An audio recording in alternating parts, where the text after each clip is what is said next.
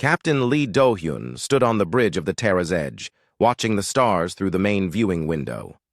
His ship was 3 months into a deep space exploration mission when the sensors picked up something strange. A massive object was moving toward them from the outer edge of the system.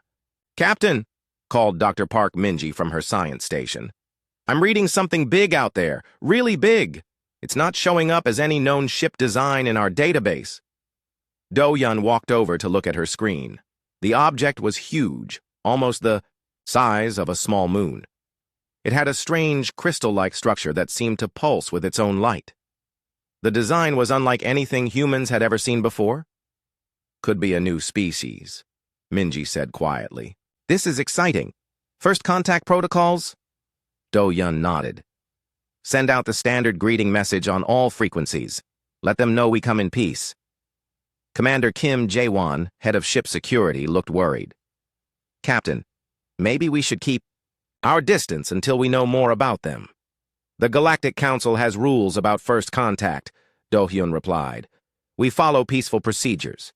Send the message, Minji." Minji typed quickly on her console. The standard message went out in dozens of languages, including mathematical concepts that any space-traveling species should understand. It was a simple greeting that explained they were explorers from Earth, part of the Galactic Confederation. They waited. Minutes passed in silence. Then the massive ship turned toward them. "Captain," Jae-won said, his voice tight. "They're powering up weapons." "What?" Do-hyun spun around. "Are you sure?" "Positive. Energy readings are off the charts. They're charging some kind of massive cannon." "Send the message again," Do-hyun ordered. Maybe they didn't understand. But before Minji could send another transmission, space around them lit up with energy beams. The Terra's Edge shook violently as the shields took hit after hit. "Evasive maneuvers!" Do-hyun shouted. "Get us out of here!" The pilot pushed the ship's engines to maximum power. More crystal ships appeared from behind asteroids and moons. They had been waiting, hiding, planning this attack. The Terra's Edge was completely surrounded. "Jump to hyperspace," Do-hyun commanded. "Can't, sir. They're jamming our navigation system somehow." Energy blasts continued to pound their shields. The ship shook so hard that crew members had to hold on to their stations to avoid falling. "Hull breach on deck 7, someone called out. "Seal it. Off." Jae-won was running around the bridge, coordinating damage control. Minji was recording everything on her instruments. "Captain, I'm getting readings on these attackers. They appear to be crystalline life forms, silicon-based, not carbon. Like us. Very advanced technology." "Less science, more escape plan," Do-hyun replied as another blast nearly knocked him off his feet. The alien ships were closing in. The largest one, the first one they had detected, was moving slowly but steadily toward them. Smaller ships darted around the Terra's Edge like angry wasps, firing continuously. "Sir, I've got an idea," the pilot called out. "There's a small gap between 2 of their ships. If I can time it right, maybe I can slip through." "Do it!" The Terra's Edge suddenly dove downward, then shot upward at an angle. The pilot was pushing the ship beyond its normal limits.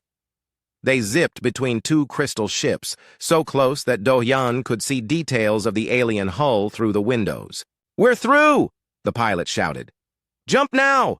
Do-hyun ordered. The stars stretched into lines as the Terra's Edge entered hyperspace. They were safe, for now. In the quiet after the escape, the crew looked at each other with shock. They had just survived humanity's first hostile first contact in over 200 years. "Damage report," Do-hyun said quietly.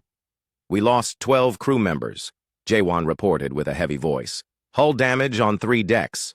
Shields are down to 30%. Minji was still working at her station. "Captain, I recorded everything. We have complete scans of their ships and weapons. This data needs to get back to Earth immediately."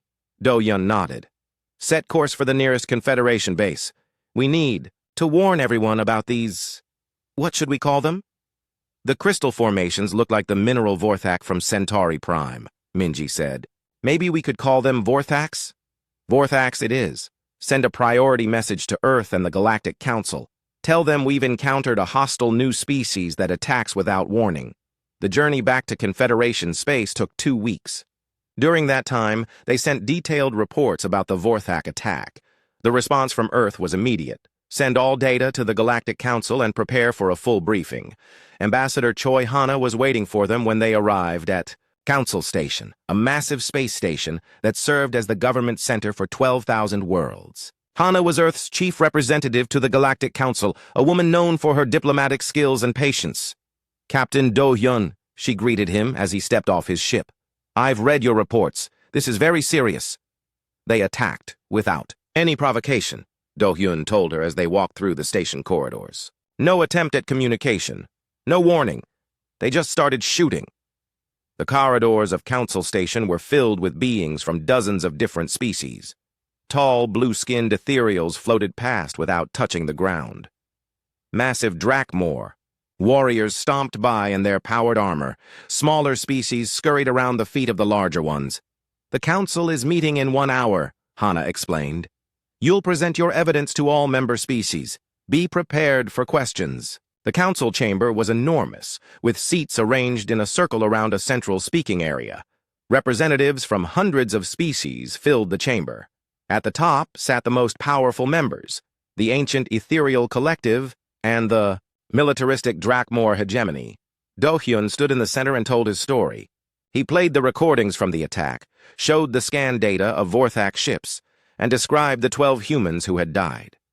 When he finished, the chamber was quiet for a moment. Then, High Ethereal Zephon spoke. His voice seemed to come from everywhere at once. This species, these Vorthaks, have contacted us since your encounter, Captain. They claim you fired first. Do-hyun felt his jaw drop. That's impossible. Our weapons weren't even charged. We sent peaceful greetings. They say humans are aggressive and dangerous, continued another council member, a Drakmor general. They want protection from human expansion. Ambassador Hana stood up. The evidence clearly shows... Evidence can be faked, interrupted Zephon. Young species often do this to gain sympathy.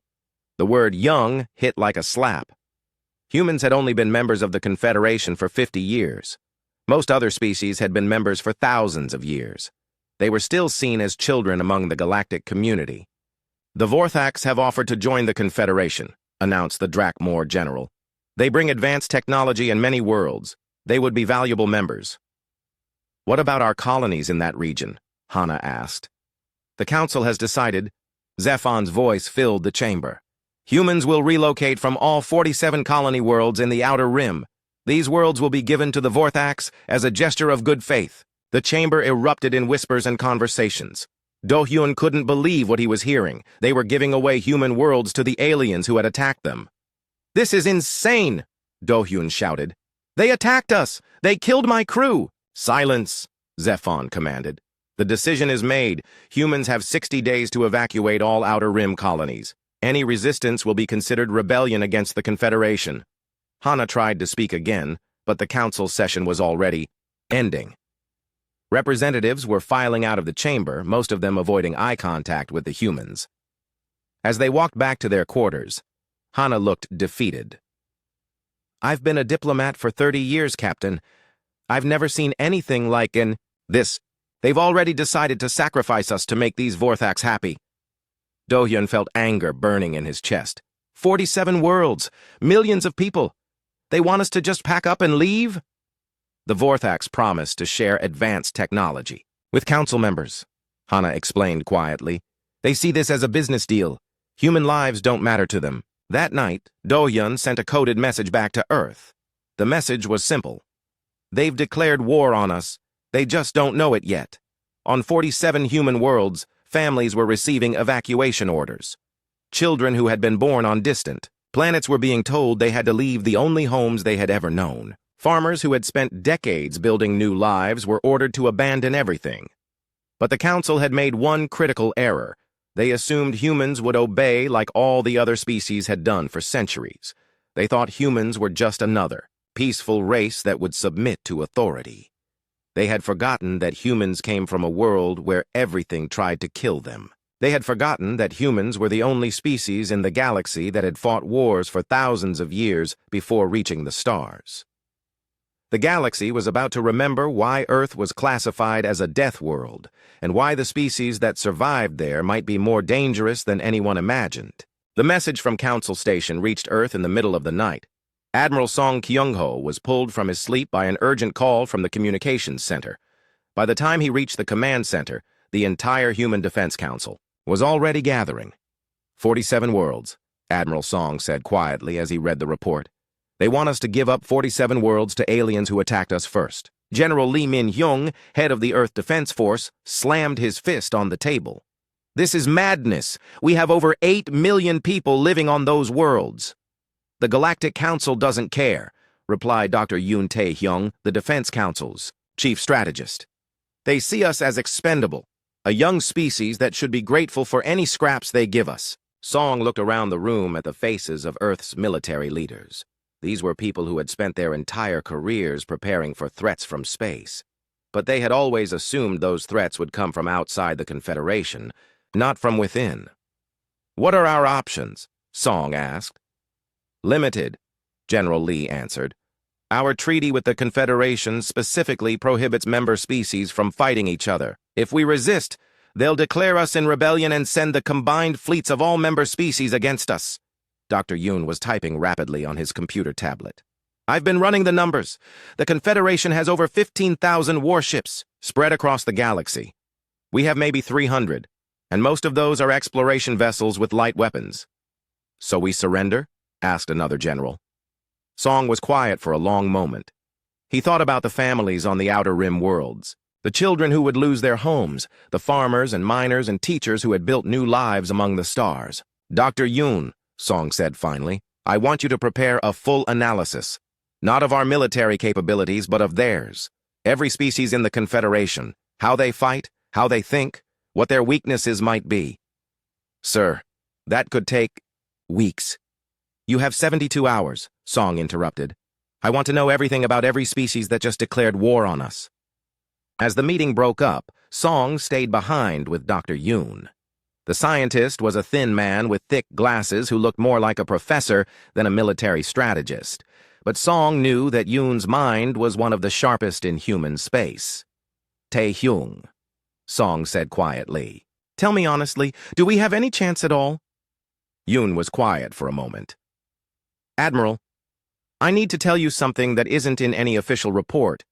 For the past 20 years, I've been studying the member species of the Confederation. Not just their technology, but their evolution, their psychology, their history. And they're all prey species, Admiral, every single one of them. Song frowned. What do you mean? Look at the ethereals. They evolved on a paradise world with no natural predators. They developed telepathy and energy manipulation because they never needed to fight anything. The Drakmor look tough, but they're herbivores. They evolved heavy armor to protect themselves from natural disasters, not from other Drakmor. Yoon pulled up a holographic display showing dozens of alien species. The Zephyrians are hive-minded. They never developed individual combat instincts because they think as a collective.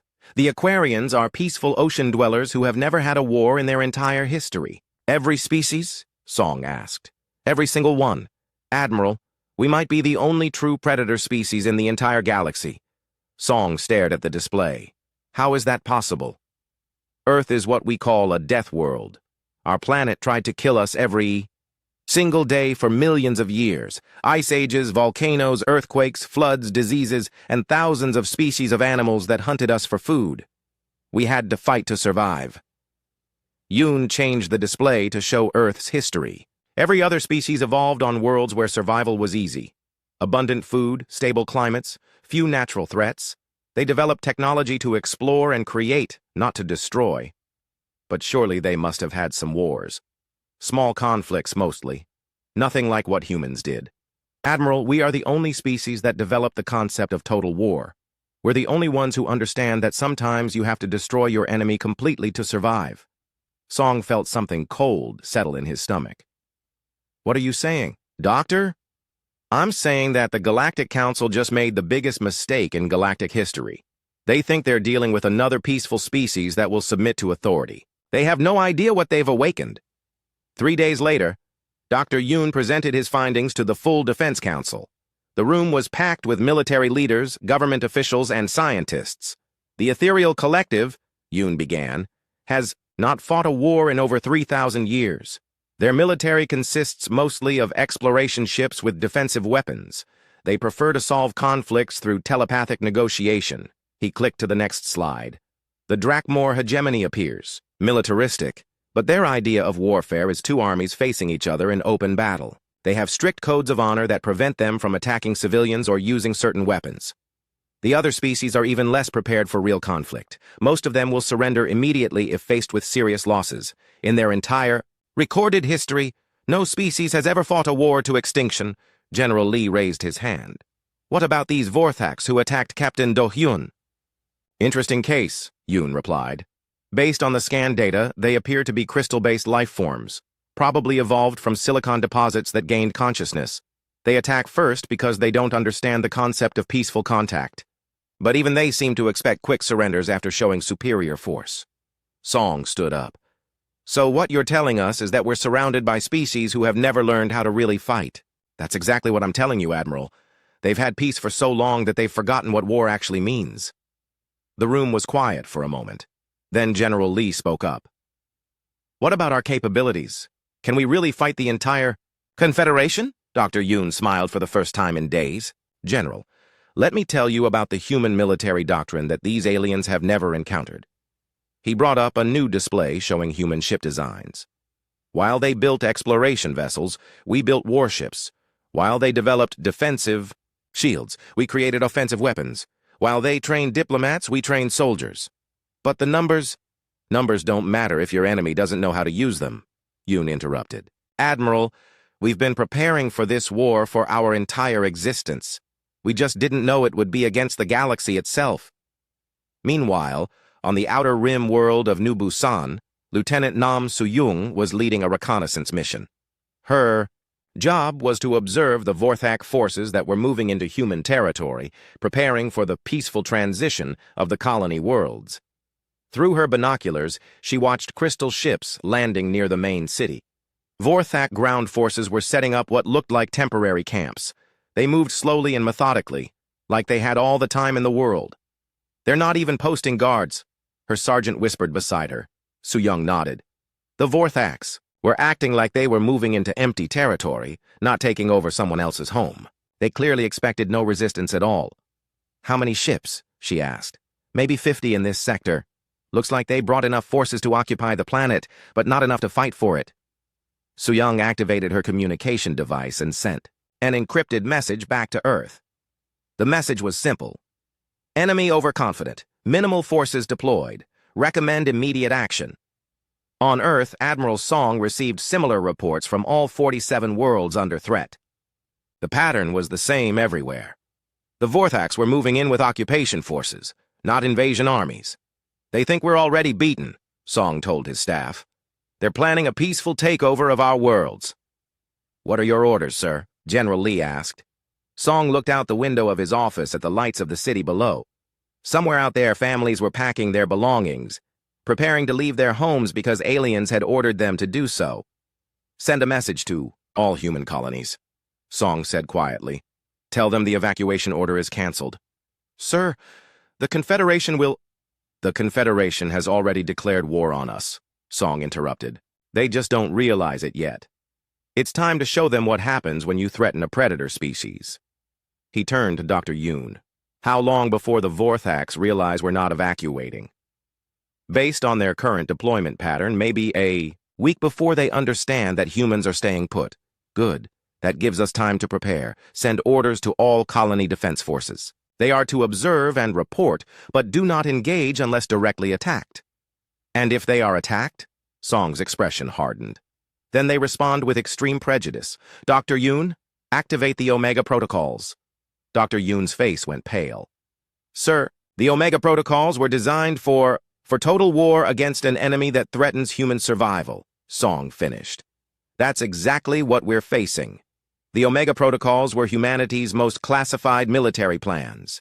They had been developed over decades by Earth's best strategic minds, designed for the worst-case scenario, a war for survival against overwhelming odds.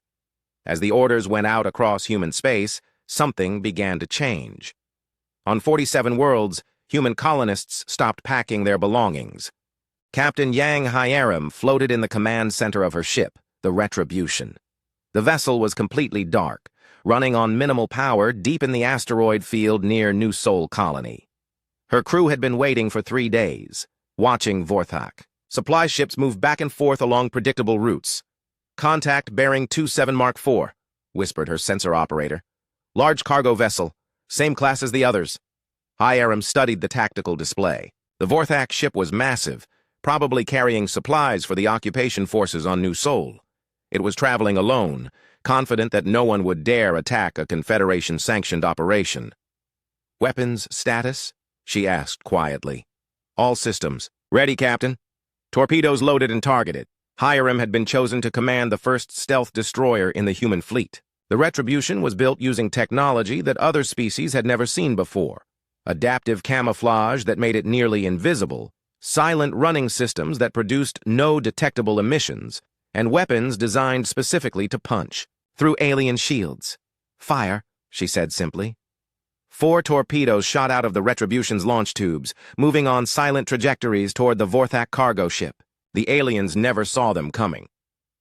The first torpedo hit the ship's engine section, the second and third tore through the cargo holds, and the fourth struck the command center.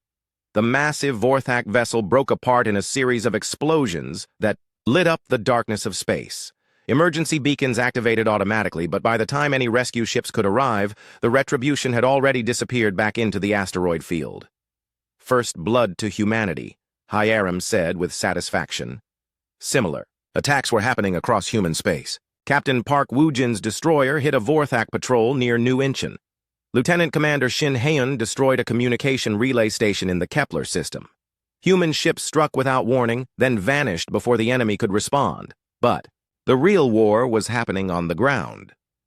On New Busan, Sergeant Oh Minwoo crouched in the ruins of what used to be a shopping center. Through the broken windows, he could see Vorthak soldiers moving through the streets of the human city. The crystal aliens towered over everything, their bodies reflecting light in strange patterns as they walked. "Ugly things, aren't they?" whispered Private Kim Ji-seok beside him. Minwoo nodded. The Vorthaks looked like giant spiders made of living crystal. They moved on 6 legs and had multiple arms that ended in different tools and weapons. Their heads were dome-shaped with clusters of glowing eyes. "Remember the plan," Minwoo said, quietly into his radio. "Wait for my signal, then hit them fast and hard." The Vorthaks had been occupying the city for a week. They had set up checkpoints and were forcing humans to register for relocation processing. But they weren't prepared for the resistance they were about to face. Minwoo activated a small device that looked like a child's toy. He threw it into the street where it rolled under a Vorthak patrol. The aliens looked down at it curiously. The bomb exploded with enough force to shatter the crystal bodies of 3 Vorthaks. The others spun around, looking for the source of the attack, but Minwoo's team was already moving. From buildings all around the street, humans opened fire. They used weapons the Vorthaks had never seen before, rifles that fired armor-piercing rounds, grenade launchers that spread shrapnel in wide patterns, and rocket-propelled explosives that could punch through crystal armor.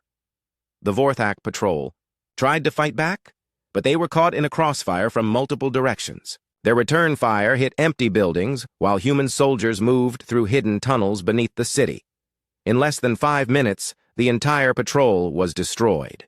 Human fighters collected the alien weapons and disappeared back into the ruins. Before reinforcements could arrive, this pattern repeated itself across the planet. Vorthak forces found themselves under constant attack from an enemy they couldn't see or predict. Humans used guerrilla tactics that the aliens couldn't understand. Ambushes, booby traps, hit-and-run attacks that struck without warning. Engineer Bae Ji-yeon was working in a hidden facility beneath the mountains of New Jeju. Her job was to prepare humanity's secret weapons for deployment across the war zone. "How many more can we produce?" asked General Wang Hyun-cheol, who was coordinating the planet's defense. "We've got 50 orbital bombardment satellites ready for launch," Bae replied, checking her computer screens. "Each one carries 12 kinetic penetrators that can hit targets anywhere on the planet." She moved to another workstation. "The nanite swarms are ready too. Once we release them, they'll target anything with the specific electromagnetic signature of Vorthak crystal biology." General Wang nodded grimly. "And the big surprise?" Bae smiled coldly. 3 antimatter warheads hidden in cargo containers. On Vorthak supply ships. We can detonate them remotely when their fleets gather for a major assault. These were weapons that other species had never imagined. While the galaxy's races had focused on defensive technologies and exploration, humans had spent centuries perfecting the art of war. They had weapons designed specifically to kill, and they knew how to use them. In space above New Sol, Vorthak Admiral Krexth was becoming increasingly frustrated. His forces were taking casualties at an unacceptable rate, but he couldn't locate the source of the attacks. "Report," he commanded in the crystal-ringing language of his species. "We have lost 17 supply ships, 43 ground patrols, and 2 orbital installations," his aide replied. "The humans appear to be using stealth technology we cannot detect." Krexth's multiple eyes focused on the tactical display. Red. Marks showed where Vorthak forces had been attacked. The pattern made no sense to him. The humans seemed to strike everywhere and nowhere, hitting targets that should have been impossible to reach. "Increase patrols," he ordered. "Double the guard rotations. These humans cannot hide forever." But even as he gave the orders, Krexth felt something he had never experienced before: uncertainty. His species had conquered dozens of worlds using overwhelming force and superior technology. The local populations always surrendered once they realized resistance was hopeless. These humans were different. They seemed to become more dangerous when facing superior odds, not less. Every attack his forces made was met with violent retaliation that cost more Vorthak lives. Meanwhile, on Council Station, emergency sessions were being held as reports of the human resistance reached the Galactic Confederation leadership. High. Ethereal Zephon floated in his meditation chamber trying to process what he was hearing. "Explain to me again how a junior species is destroying Vorthak forces." Ambassador Choi Hana stood before the council with a calm expression that hid her inner satisfaction. "The humans are defending their homes," she said simply. "Surely the council can understand this basic concept." "They were ordered to evacuate," rumbled Drakmor General Thax. "This is rebellion against Confederation authority." "This is survival," Hana replied. "You gave our worlds to an aggressive species that attacked us without provocation. What did you expect humans to do?" The council chamber was filled with nervous conversation. Representatives from dozens of species were whispering among themselves, and Hana could hear the fear in their voices. Many of them were beginning to realize that they had made a serious mistake. "The Vorthaks are demanding immediate military support," Zephon announced.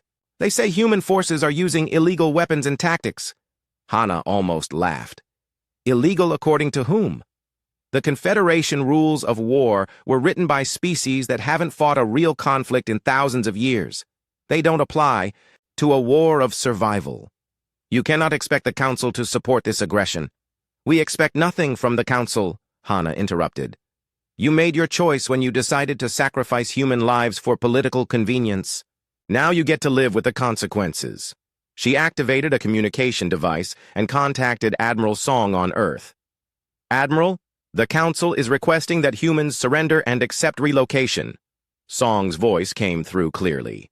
"Tell the Council that humans do not surrender. We fight until we win or until we die. There is no middle ground." The transmission ended, leaving the council chamber in stunned silence. Finally, Zephon spoke. "General Thax, prepare the Confederation fleet. It appears we must enforce our authority by force." But even as the order was given, reports were coming in from across human space. Vorthak forces were being systematically destroyed by an enemy that fought unlike anything the galaxy had ever seen. On New Busan, Sergeant Oh Minwoo's team had just destroyed another Vorthak supply depot when they received new orders from Earth. "What's the word?" asked Private Kim. Minwoo read the encrypted message on his communicator and smiled grimly. "Phase 2 is authorized. Time to show these crystal bugs what humans do when we get really angry." He looked up at the Vorthak ships, in orbit above their planet. Soon, those ships would learn that they weren't the hunters in this conflict. They were the prey. Across 47 worlds, human resistance fighters received the same message. The gloves were coming off. Humanity was about to demonstrate why their species had clawed its way to the top of the food chain on one of the deadliest planets in the galaxy. The Vorthax thought they were fighting a minor rebellion. They were about to discover they had declared war on the apex predators of known space. Dr. Park Minji stood in the secure briefing room deep beneath Earth's defense headquarters.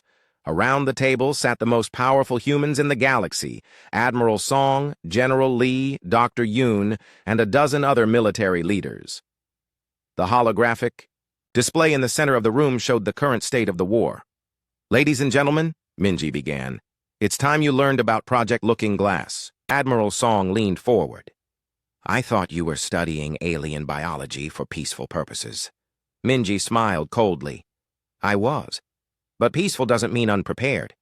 For the past 30 years, we've been collecting biological samples from every species in the Confederation. Blood, tissue, genetic material. All in the name of medical research and cultural exchange." She activated the display, showing detailed biological charts of dozens of alien species. "We know exactly how their immune systems work, what diseases they're vulnerable to, and how their organs function. We've been preparing for this day since we joined the Confederation." General Lee stared at the data. "You've been planning biological warfare for 30 years? "Not planning it," Minji corrected. "Preparing for the possibility, the same way we prepare for asteroid impacts or solar flares. Hope for the best, plan for the worst." Dr. Yoon nodded approvingly. "Show them the rest." Minji changed the display to show strategic intelligence. Project Looking Glass wasn't just about biology. Every human exploration mission, every diplomatic exchange, every trade agreement, we've been mapping Confederation military capabilities and weaknesses. The room fell silent as the scope of human preparation became clear. Hidden shipyards in asteroid fields, Minji continued. Weapons research facilities disguised as mining operations. Communication networks that bypass all Confederation monitoring. We've been building a shadow military for decades. Admiral Song felt a mixture of pride and horror. "How many people knew about this?" "Essential personnel only," Dr. Yoon replied.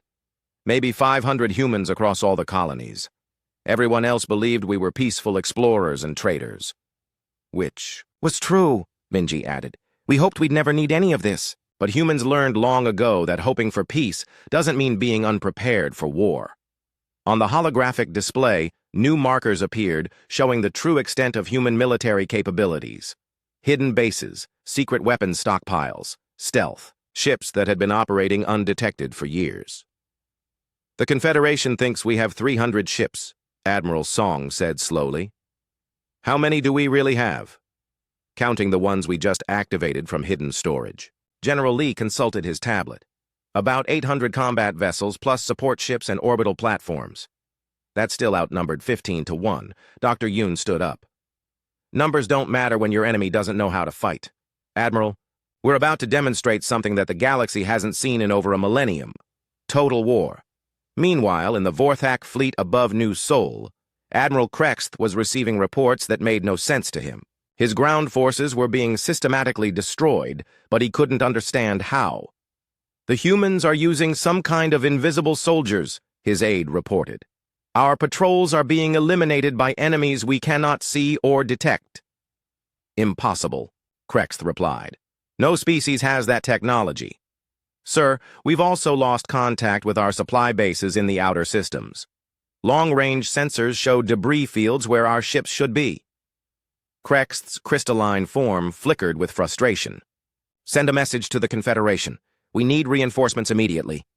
"Sir, the Confederation is already mobilizing their fleet, but they're requesting that we withdraw from human space temporarily." "Withdraw?" Krext's voice rang like shattering glass. "We do not withdraw. We are Vorthak. We conquer." But even as he spoke, alerts were flashing across his command center. 3 more supply ships had just disappeared from their sensors. Human forces were attacking targets that should have been impossible to reach. On New Busan, Sergeant Oh Min-woo's resistance cell had grown from 12 people to over 300. Humans who had been farmers, teachers, and shopkeepers a month ago were now skilled guerrilla fighters. "Target acquired," whispered Corporal Lee Yuna from her sniper position. Through her scope, she could see a Vorthak commander directing the construction of a new fortified position. "Take the shot," Minwoo ordered. The rifle fired with a barely audible whisper. The specially designed bullet penetrated the Vorthak's crystal armor and embedded a micro-explosive in its central nervous system.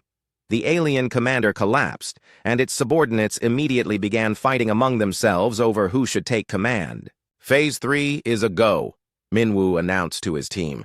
Release the nanites.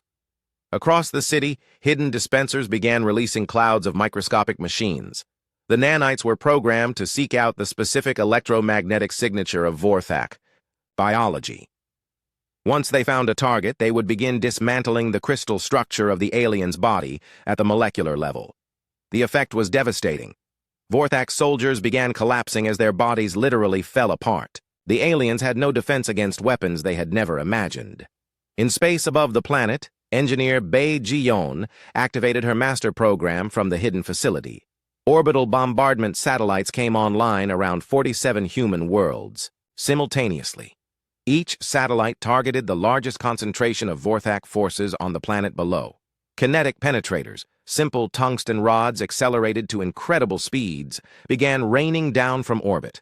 Each impact had the force of a nuclear weapon but produced no radiation. Vorthak military bases were erased from existence in seconds. Beautiful, Bae said with satisfaction as she watched the tactical display. Physics is the same everywhere. In the universe, mass times velocity equals dead aliens. But the real surprise was yet to come. Captain Park Woo-jin's destroyer, the Soul's Revenge, had spent 2 weeks infiltrating a major Vorthak staging area. His ship was disguised as a cargo vessel, and his crew had been posing as traders bringing supplies to the alien fleet. "We're in position," he reported to Admiral Song. "Right in the middle of their main battle group." "Execute Omega-7, Song replied. Woo-jin activated a device that had been hidden in the ship's cargo hold. The antimatter warhead detonated with the force of a small star, taking out 17 Vorthak ships and severely damaging dozens more. Similar explosions occurred at 3 other locations where human traders had been selling supplies to Vorthak forces. In less than an hour, the alien fleet lost over 60 major vessels and thousands of crew members. Admiral Krext watched in horror as his fleet was torn apart by weapons and tactics he couldn't comprehend. "How is this possible?" he demanded. "These humans were supposed to be a peaceful species." "Sir," his aide said nervously, "I'm receiving reports from other sectors. Human forces are attacking Confederation bases and shipyards across the galaxy." The scope of human preparation was becoming clear. While pretending to be junior members of the galactic community, humans had been quietly mapping every major military installation in Confederation space. Now they were attacking dozens of targets simultaneously. On Council Station, emergency alarms were blaring as Confederation leaders tried to understand what was happening. Reports were flooding in from across the galaxy. Human forces were attacking with weapons and tactics that defied all previous understanding of warfare. "They're using relativistic kill vehicles," reported one general. "Projectiles traveling at significant fractions of light speed. We have no defense against them. Biological weapons specifically tailored to each species," added another. "Our medical facilities are overwhelmed with casualties." High Ethereal Zephon tried to maintain his composure, but his telepathic abilities were being disrupted by the chaos around him. "How many human ships are we facing?" "Unknown, sir. They appear to be using stealth technology that renders them invisible to our sensors. We estimate they might have more ships than we originally thought." Ambassador Choi Hana stood quietly in the corner of the emergency session, watching the panic spread through the council. Finally, she spoke. "Perhaps now would be a good time to reconsider your decision about human relocation. This is an act of war against the entire Confederation." Zephon's voice cracked with fear and anger. "No," Hana replied calmly. "This is an act of survival by a species you try to sacrifice for political convenience. The difference is important." She activated her communicator. "Admiral Song, the Confederation is requesting immediate ceasefire negotiations." Song's voice came through clearly. "Tell them we're just getting started. They wanted to see what humans do when backed into a corner. Now they know." The transmission ended, and Hana looked around the council chamber at the terrified faces of beings who had ruled the galaxy for thousands of years. "You made a critical error," she told them. "You assumed that because we were peaceful, we were weak. You forgot that the most dangerous species is often the one that doesn't want to fight. But when you force us to fight, she continued, we don't stop until the threat is completely eliminated. On Earth, Admiral Song was receiving reports from across human space. The war was going better than anyone had dared to hope. Vorthak forces were in full retreat on 17 worlds. Confederation military bases were being systematically destroyed. Human fleets were appearing in sectors where no human ships were supposed to exist. Admiral Krexth's flagship hung dead in space, its crystal hull cracked and bleeding atmosphere. Around him, the remnants of the once mighty Vorthak invasion fleet drifted like broken glass among the stars. Of the 300 ships that had come to claim human worlds, fewer than 50 remained operational. Admiral, his communications officer said with a voice that rang like funeral bells. We're receiving a transmission from the human fleet. On the main screen, Captain Lee Do-yun appeared. The same human who had tried to make peaceful first contact months ago now wore the uniform of a combat commander. Behind him, Krexth could see the bridge of a human warship bristling with weapons the Vorthak admiral had never imagined. Admiral Krexth, Do-yun said calmly, I'm here to offer you the same choice you offered us.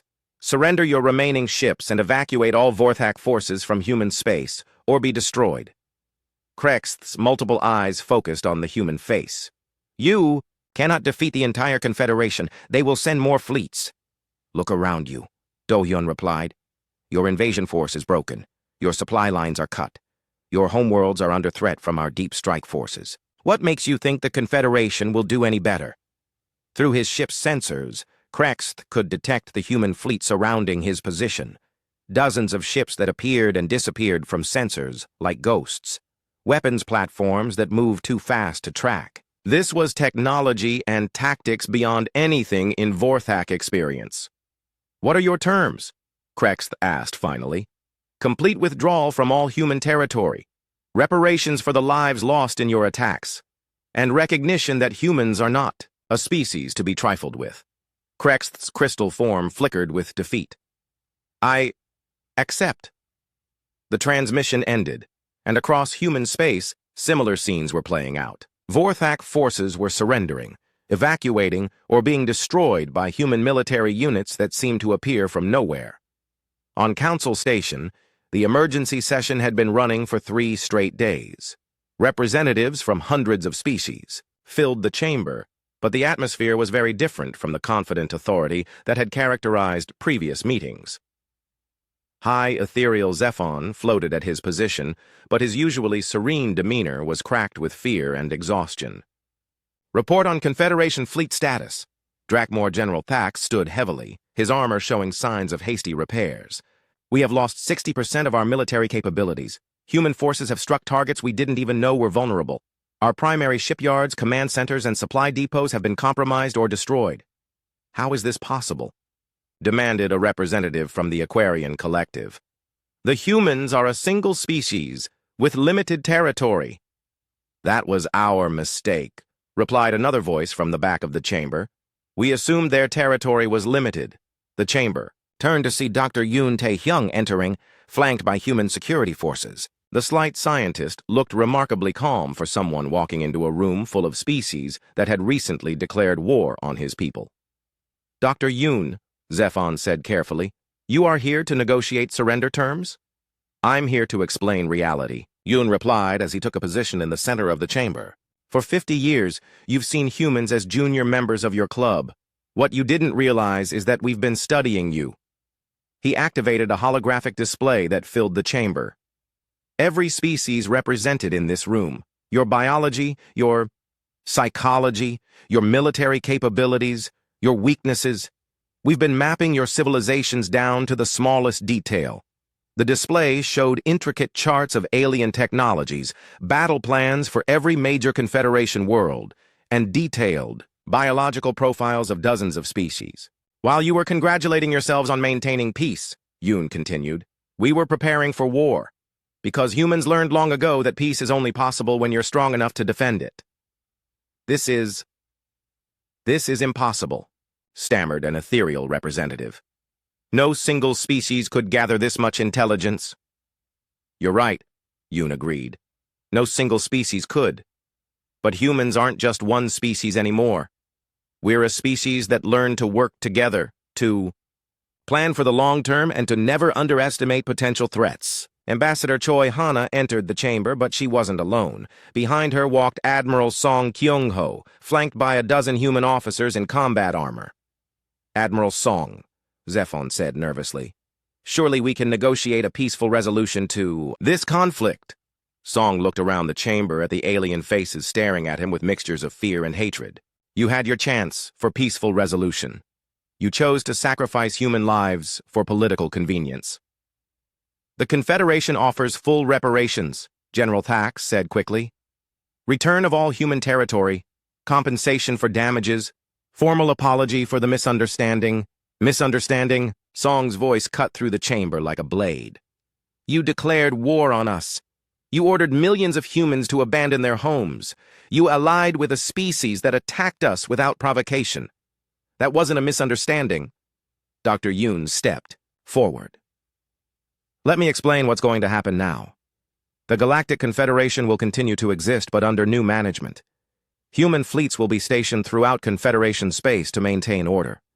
You cannot occupy the entire galaxy, protested an alien representative. We don't need to occupy it, Song replied. We just need to make sure everyone remembers what happens when humans are threatened. He activated his own display, showing the current deployment of human forces across the galaxy. The scope was staggering. Human ships and bases in hundreds of systems, many of them in locations that other species had considered secure. How long have you been planning this? Zephon asked quietly. Since the day we joined the Confederation, Song answered. We hoped we'd never need these preparations, but humans have learned that hope is not a strategy. What about the Vorthax? Asked General Thax. The Vorthak Empire will be placed under human protection, Song announced. Their aggressive expansionism will be redirected toward more constructive purposes, protection or occupation. That depends on how cooperative they are.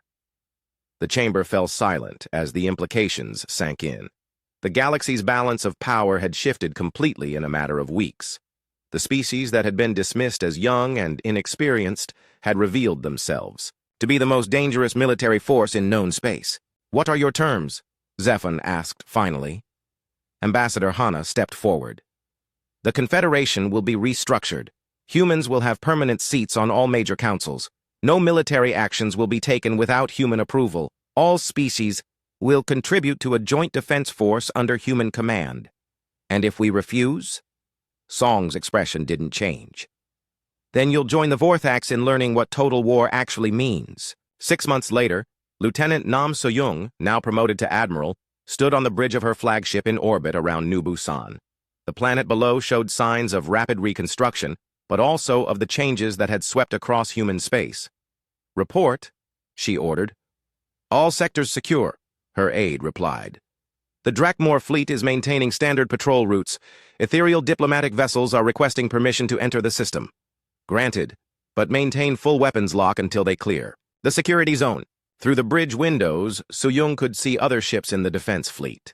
Human vessels worked alongside captured Vorthak ships that had been retrofitted with human technology.